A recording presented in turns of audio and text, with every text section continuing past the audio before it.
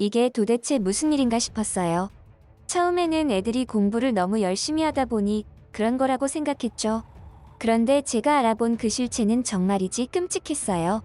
이곳에는 중국에서 일어나고 있는 기이한 현상을 취재했던 외국인 여성이 인터뷰를 진행하고 있습니다. 그런데 무슨 이유에서인지 해당 여성은 연신 끔찍한 표정을 지으며 중국과 한국을 언급하고 있는데요. 특히 그녀는 중국과 한국을 오가며 겪었던 경험에 관해 이야기를 하면서 다소 충격적인 발언까지 하게 됩니다. 도대체 그녀는 그곳에서 어떠한 일들을 겪었던 것일까요? 안녕하세요. 저는 미국에서 정보 분석가로 근무하고 있는 에블린 클락이라고 합니다. 오늘 제가 많은 분에게 말씀드리려고 하는 이야기는 제가 직접 중국과 한국에서 경험했던 다소 충격적인 이야기인데요. 먼저 정보 분석가라는 저의 직업에 대해서 모르시는 분들을 위해 간략하게 말씀을 드리겠습니다. 우리와 같은 미 정보 분석가들은 주로 정부기관이나 군사기관, 정보기관, 기업 또는 국제기구에서 활동하며 수집된 다양한 정보와 데이터를 분석하여 정책 결정을 하고 국가 안보와 범죄를 예방하며 비즈니스 전략 수립에 도움을 주기도 하는 중요한 역할을 담당합니다. 이처럼 정보 분석가라는 직업은 복잡한 문제들을 해결하는 데 필요한 핵심 정보를 제공하는 데 다양한 분야에서 활약이 가능한 직업이죠. 그만큼 전공이 세분화되어 있기도 하고요. 저희가 어떠한 현상이나 문제에 접근하는 방식은 다음과 같습니다. 먼저 정보를 수집하고 관리를 합니다. 정보라는 것은 그 출처가 너무나도 방대하거든요. 이 정보는 공개된 데이터나 기밀 정보에서 얻을 수 있으며 전통적인 문서뿐만 아니라 전자통신이나 감시 영상, 위성 이미지 등의 다양한 형태로 존재할 수 있죠. 이러한 저였기에 세계 정세가 어떻게 돌아가는지에 대해서는 저 스스로 전문가라고 칭할 만큼의 통찰력을 가지고 있다고 생각했었습니다. 그 일이 있기 전까지는 분명히 그랬죠. 에블린 클락. 자네가 우리 부서에서 일을 한 지 얼마나 됐지? 3년이라. 이제 파견 근무를 좀 할 때가 된 것 같은데 파견이라고 해봤자 며칠 놀다 오면 되는 일이니까 오히려 좋을 거야. 자네는 아시아에서 가장 진보한 국민이 살아가는 선진국이 어디라고 생각하나? 중국? 그렇다면 아주 잘 됐군. 최근 정보들을 취합해보니 중국에서 아주 기이한 현상이 일어나고 있다고 하네. 그곳에서 무슨 일이 일어나고 있는지 상세하게 알아보도록. 어느 날 저를 불러들인 직장 상사는 뜬금없이 중국으로의 파견에 대해서 지시를 내렸습니다. 이 직업에 종사하면서 외부로의 파견 근무는 처음이었기에 저로서는 다소 당황스러웠죠. 간혹 선배들에게 파견 근무에 대한 경험담을 몇 번씩 전해 듣기는 했지만 그것이 언제부터 진행되는 패턴인지는 들은 바가 없었기에 이처럼 갑작스럽게 파견을 가게 되니까 더더욱 그랬습니다. 하지만 한편으로는 설레기도 했고 기대가 되기도 했죠. 그런데 조금 마음에 걸리는 것이 있었는데 느닷없이 아시아에서 가장 선진국은 어디라고 생각하느냐는 질문에 저는 당연하게도 중국이라고 언급했고 그런 저의 대답에 잠시 흠칫하던 상사는 오히려 잘 됐다는 듯 저에게 냅다 파견 근무를 지시했던 겁니다. 이 당시에 제가 아시아의 선진국을 중국으로 생각했던 이유는 다름 아닌 미국의 여러 가지 정책들과 평소에 중국을 대하는 태도 때문이었습니다. 그도 그럴 게 미국은 늘 중국을 견제하고 정책 중에서도 중국을 견제하는 정책들이 많았기에 이토록 세계 최강의 강대국 미국이 견제하는 아시아 국가가 선진국이 아니면 무엇냐는 한편으로는 단순한 생각이었죠. 그런데 이러한 저의 파견 소식에 대해서 다른 동료에게 이야기를 하니 아주 기이한 반응을 보이더군요. 주로 안타깝다는 시선들이 주류를 이루었고 그 중에서는 안색이 시퍼레지며 저의 어깨를 토닥이는 사람까지 있었죠.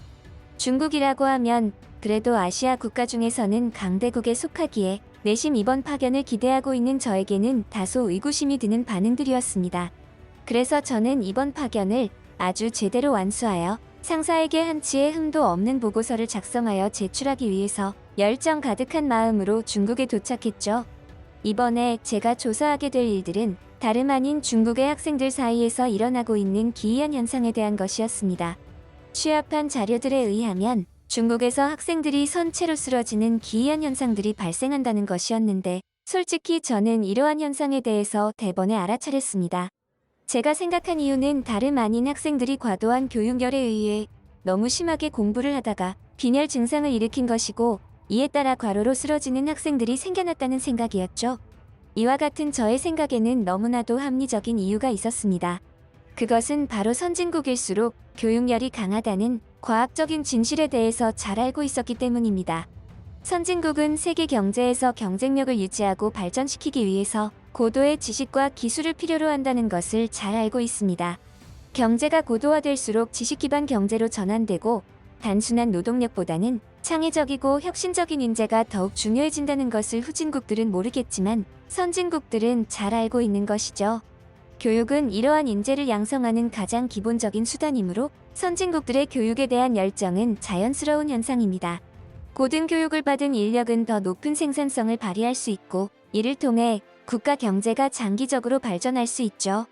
이는 국가적 차원에서는 필수적이기에 선진국일수록 교육에 대한 투자가 많아지는 것입니다. 이와 같은 사실들은 지난 3년간 제가 정보 분석가로 활동하면서 알게 된 사실 중 하나였죠. 그러한 정보들을 중국에 접목하여 중국 또한 당연히 그러한 선진국 교육열 때문에 나타나는 일종의 부작용 같은 그런 문제라고 생각을 했던 겁니다. 하지만 그러한 저의 생각은 중국에 도착하여 학생들이 있는 학교를 방문하면서 완전히 산산조각이 나버리고 말았습니다. 아니, 단순히 그러한 생각이 박살난 것에 지나지 않았고 저 스스로 경악을 금치 못했죠. 내가 지금 뭘 보고 있는 거야? 여기가 진짜 미국이 그토록 견제하는 중국이라고?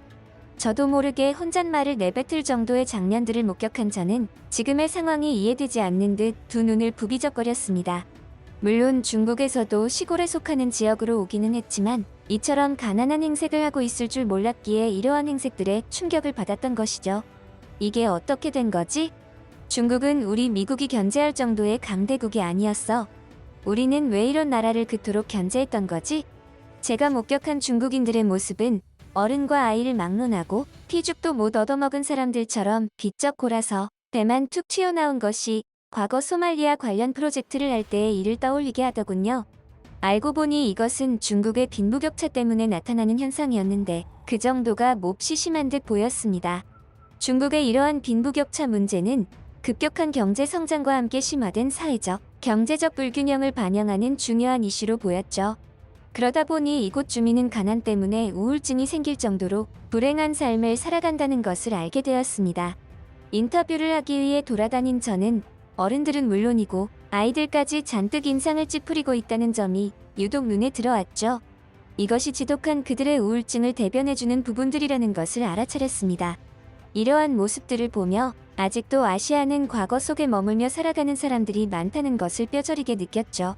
심지어 미국이 견제하는 중국의 모습이 이러한데 다른 국가들은 어떠할지 감조차도 잡히지 않았습니다.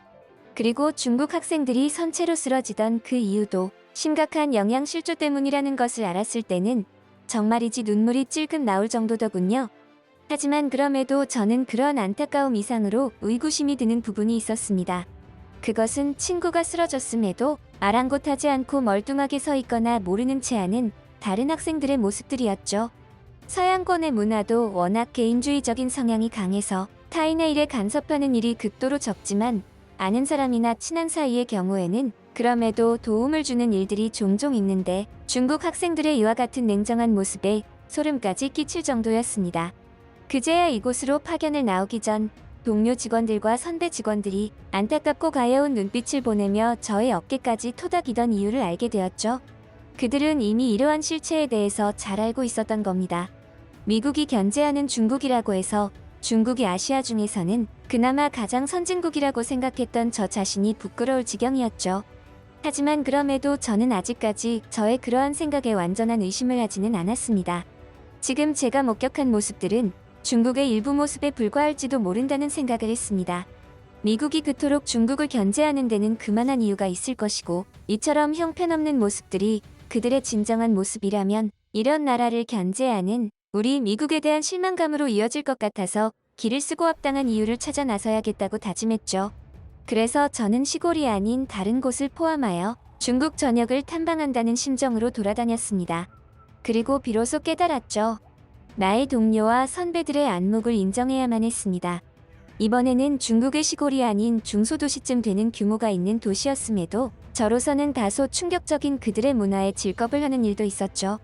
길을 거닐다가 아주 쉽게 목격하는 장면이었는데 저로서는 학을 떼게 하는 장면이 아닐 수 없었습니다. 지나가던 시민이 제가 있는데도 불구하고 아랫도리를 훌렁훌렁 벗어젖히며 웅크리고 앉아버리는데 처음에는 약간의 오해가 있어서 비명을 지르며 도망을 가는 일도 있었습니다. 저에게 해코지하려는 것으로 오해했던 것이죠. 하지만 그들은 그런 저를 무심한 눈으로 쳐다보며 자신이 어떤 부위에서 참지 못할 무언가가 뿜어져 나오는 것에만 집중했습니다. 고지어 길거리 온 동네를 집어삼킬 듯한 흉측한 냄새가 진동했고 그제야 저는 그들의 행동이 어떠한 것인지를 알아차렸죠. 상상조차 할 수 없었던 길거리 대변 활동 문화를 접한 저는 한동안 식음을 전폐할 정도로 큰 충격을 받았습니다. 과연 이게 진짜 같은 문화인들이 살아가는 곳이 맞나 싶은 정도였으니까요. 심지어 제가 중국을 방문하여 그들의 여러 가지 문화들을 탐방하며 느낀 것은 이곳에서는 선진국의 모습은 전혀 찾아볼 수가 없었다는 것이었습니다. 오히려 후진국의 모습들만 보여주곤 했죠.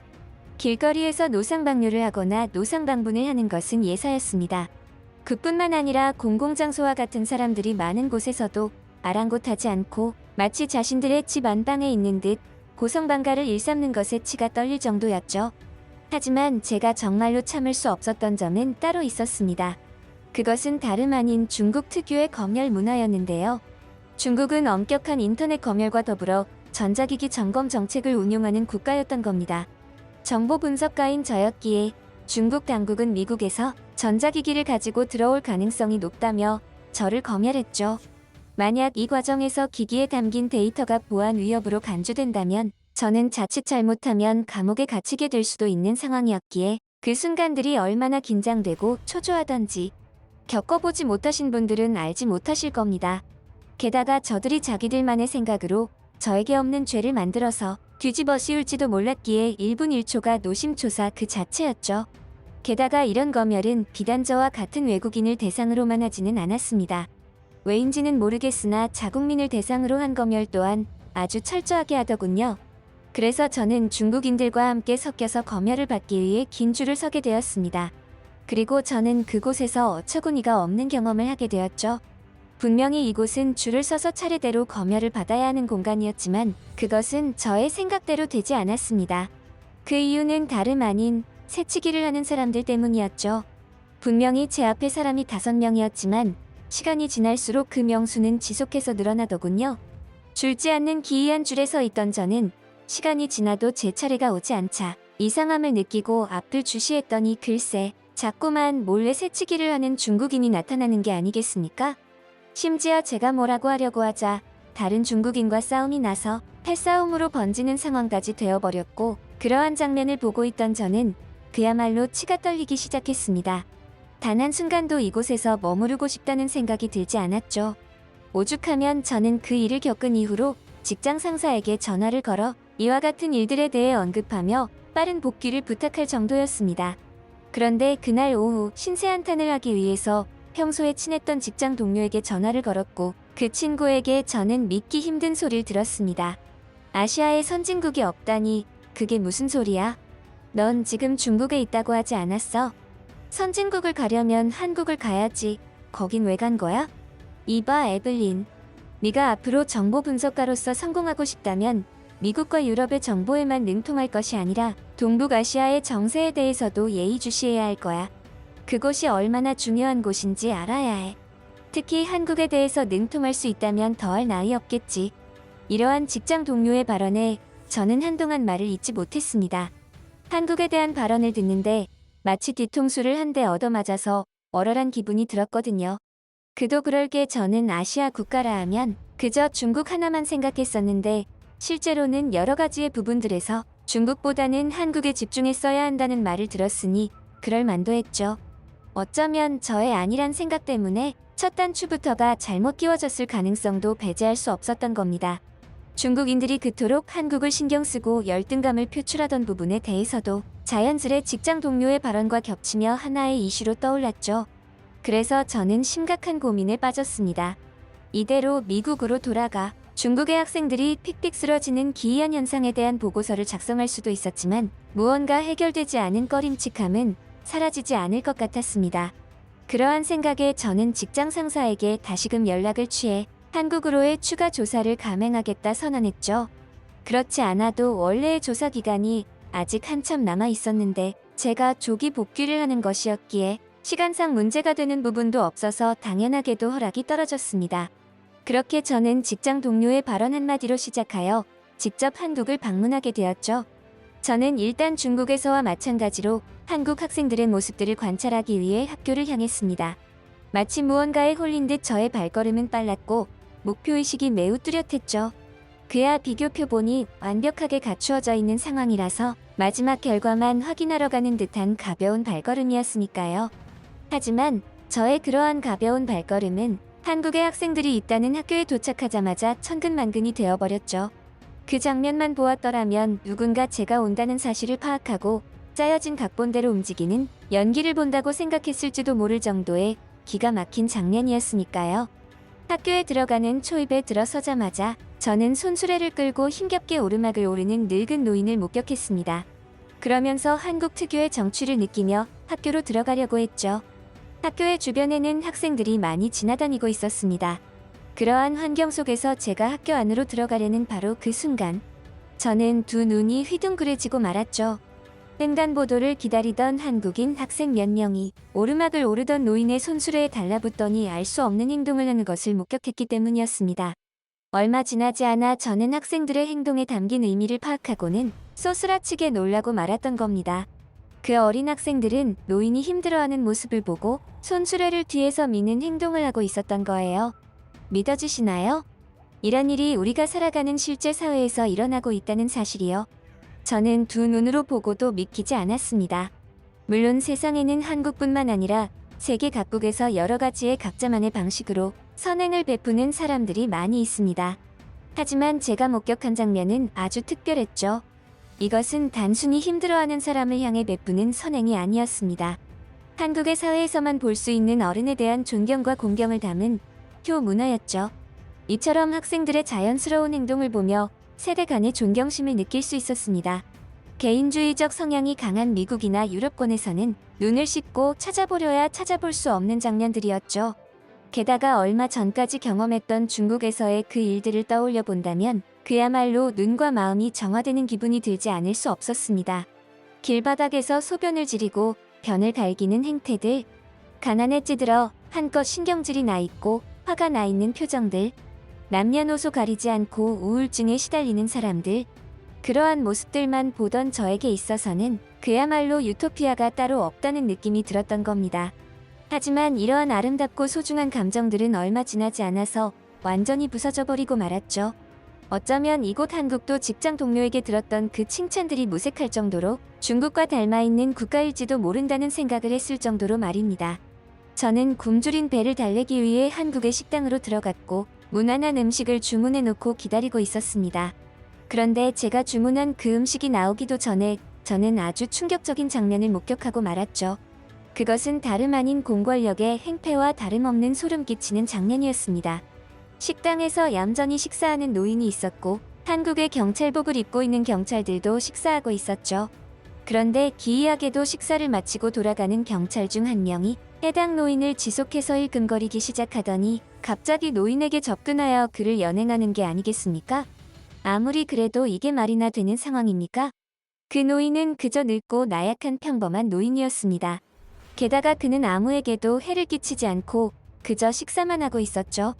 그럼에도 경찰들은 마치 공산국가의 공안처럼 강압적으로 해당 노인을 낚아채듯 끌고 가버렸습니다.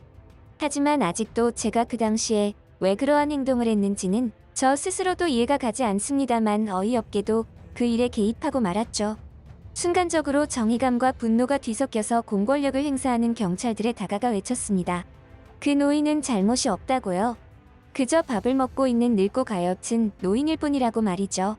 그런데 저의 이러한 공허한 외침 속에서도 해당 경찰들은 그저 저를 무심하게 바라보거나 어리둥절한 표정을 짓고 있을 뿐이었습니다. 하지만 잠시 후 저는 이 일에 대한 진실을 파악하고 나서 온몸에 있는 털이 곤두서는 느낌을 받아버렸죠. 이러한 느낌은 저의 공허한 외침 속에 돌아온 한 경찰관의 발언으로부터 시작되었습니다. 이분은 치매를 앓고 있는 환자분이세요. 이분을 애타게 찾고 계실 가족분들에게 돌아갈 수 있도록 돕고 있는 겁니다. 한국에 여행 오신 분인가요? 즐거운 여행 되시길 바랍니다. 그야말로 뒤통수가 얼얼할 정도로 황당한 대답이었죠. 왜 그런 생각을 못했을까? 왜 나는 저들이 공권력을 함부로 행사한다고 생각했을까? 쥐구멍이라도 있다면 숨고 싶은 지경이었습니다. 비단 이러한 저의 예민함은 중국에서의 경험으로 인하여 더욱 세밀하게 다듬어졌다고 봐도 무방했습니다. 하지만 한국의 이러한 모습들을 직접 눈으로 목격하고 경험을 하고 보니 확실히 알게 되었죠. 한국은 그 어떤 아시아 국가와는 차원이 다른 곳이라는 것을 말입니다. 아니, 아시아에 국한될 일도 아니었습니다. 전 지구상에서 그 어떤 국가를 비교군으로 올려놓더라도 확연하게 구별이 되는 그런 곳이었죠.